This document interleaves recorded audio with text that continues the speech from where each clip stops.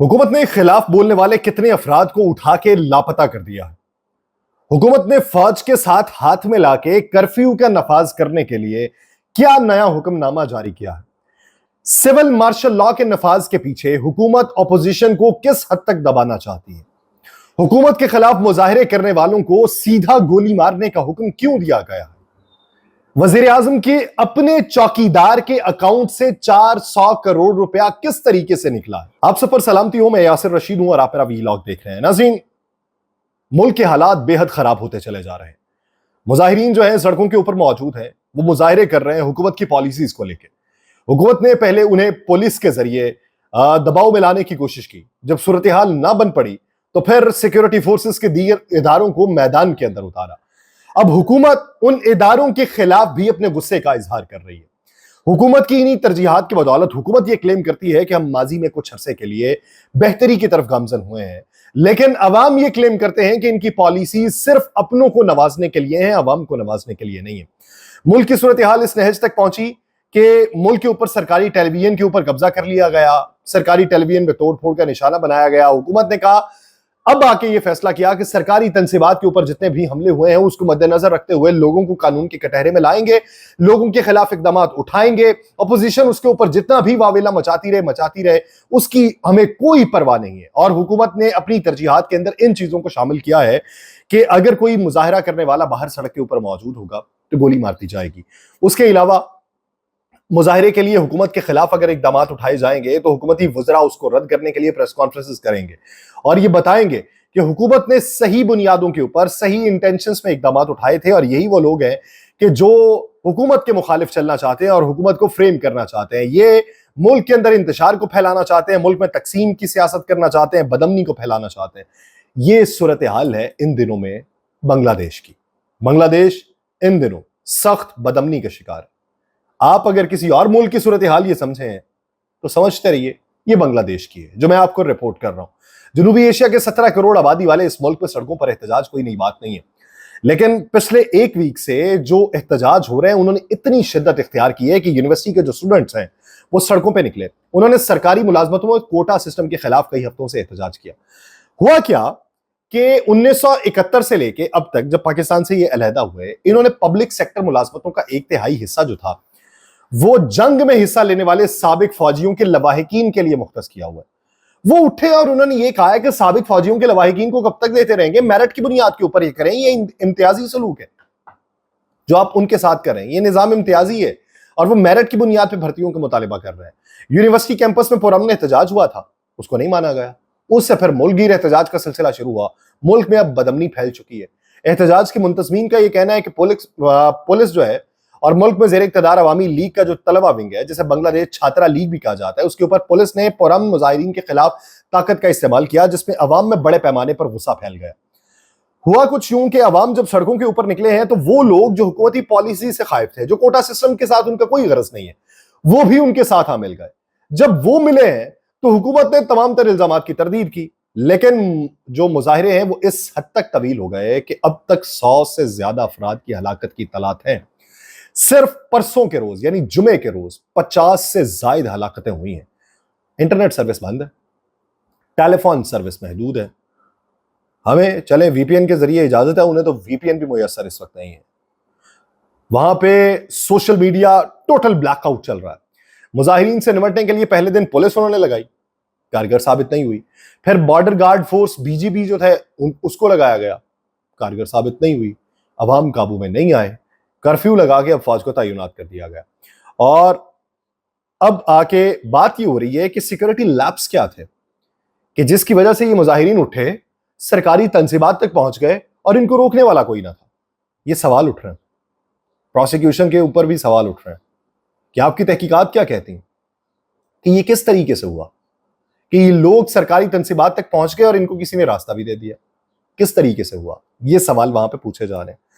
ये जो लावा है हुकूमत के खिलाफ, ये काफी अरसे से पकड़ा था। बांग्लादेश दुनिया की अगर माना जाए तो सबसे तेज तरक्की करने वाली मईशतों में से एक है, लेकिन कुछ एक्सपर्ट्स ये कहते हैं कि ये जो तरक्की है ना, ये यूनिवर्सिटी से जो लोग पास आउट हो जाते हैं, ये उनके लिए भी मुलाजमतों के मौके पैदा नहीं कर पा रही। 1 करोड़ 80 लाख बांग्लादेशी नौजवान इस वक्त ऐसे मौजूद हैं कि जो नौकरी की तलाश के अंदर, اور کم تعلیم یافتہ افراد کے مقابلے میں یونیورسٹی سے فارغ التحصیل افراد میں بے روزگاری کی شرح زیادہ ہے۔ کم تعلیم یافتہ کو کوئی نہ کوئی نوکری مل جاتی ہے، جو زیادہ پڑھے لکھے ہیں ان کو نوکری ان کے معیار کے مطابق نہیں ملتی، تو گھر بیٹھے۔ بنگلہ دیش کی جو کپڑے کی صنعت ہے کتنی بڑی ہوگی آپ کے اندازے کے مطابق؟ یہ ملک جو ہے عالمی منڈی پر تقریباً 40 ارب ڈالر کی کپڑے کی ایکسپورٹ کرتا ہے۔ 40 لاکھ سے زائد افراد اس صنعت میں ملازمت کرتے ہیں اور ان میں زیادہ تر تعداد خواتین کی ہے۔ پڑھی لکھی نوجوان نسل کے لیے فیکٹریوں کی نوکریاں کافی نہیں رہیں۔ اس سب کے باوجود بھی، اور بنگلہ دیشی وزیر اعظم جو شیخ حسینہ واجد ہیں، ان کے 15 سالہ دور حکومت نے دارالحکومت ڈھاکہ میں نئی سڑکیں بنائی، پل بنائے، کارخانے بنائے، میٹرو ریل بنائی، کافی حد تک ملک کو ترقی کی راہ پہ گامزن کیا، اور وہ وہاں پہ گنواتی بھی ہیں، یہ سڑکیں ہم نے بنائی، یہ میٹرو پل ہم نے بنائے، یہ میٹرو ٹرین ہم نے بنائی، یہ بسز ہم نے چلائیں، یہ کارخانے ہم نے چلائے، یہ پل ہم نے بنائے۔ یعنی وہاں پہ بھی ایسی صورتحال تھی، ہٹاؤ یہاں پہ پل بنے گا، یہ سارا کچھ انہوں نے کیا۔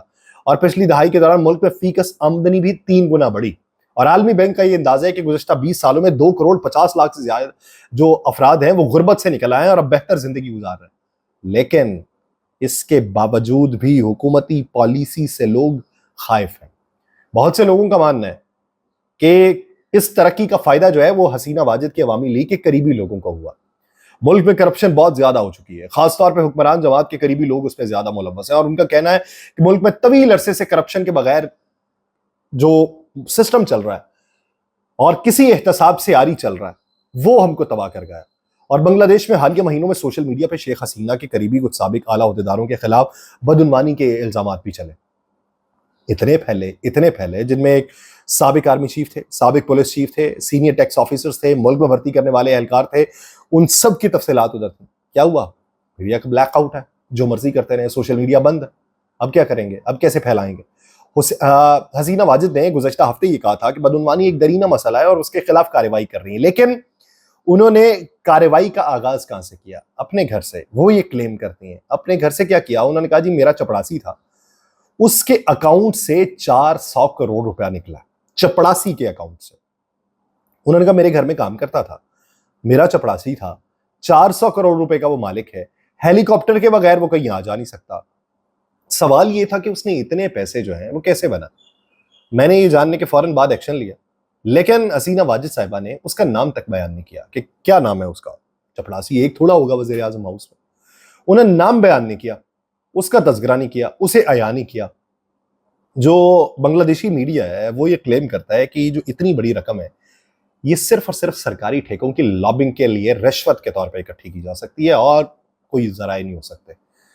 اور بنگلہ دیش میں اس وقت صورتحال اس نہج تک پہنچ چکی ہے کہ ہم نے وہ مناظر دیکھے ہیں کہ جو طلبہ جو تھے سڑکوں کے اوپر کھڑے تھے، اپنا سینہ چوڑا کیا ہوا ہے، اور وہ پولیس کو یہ کہہ رہے تھے کہ چلاؤ گولی، چلاؤ، اگر ہمت ہے تو چلاؤ گولی۔ ابھی بہت سے ایسے لوگوں کے خلاف بھی تحقیقات ہو رہی ہیں جو حسینہ واجد کے قریبی سمجھے جاتے تھے، ان پہ مبینہ طور پہ غیر قانونی طریقوں سے لاکھوں ڈالرز کمانے کا الزام ہے، لیکن وہ ان الزامات کی تردید کرتے ہیں۔